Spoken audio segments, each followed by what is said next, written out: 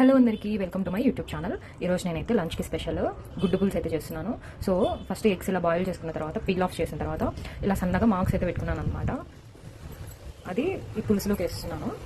పులుసు పెట్టాను నేను ఇట్లా.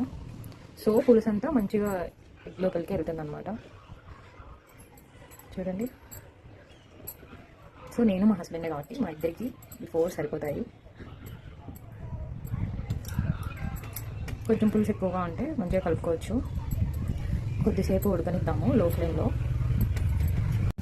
సో మంచిగా బాయిల్ అయితే అయిపోయాయి. ఫ్రెష్గా కొత్తిమీర కూడా వేసేస్తున్నాను నేను. ఫ్రెష్ కొత్తిమీర.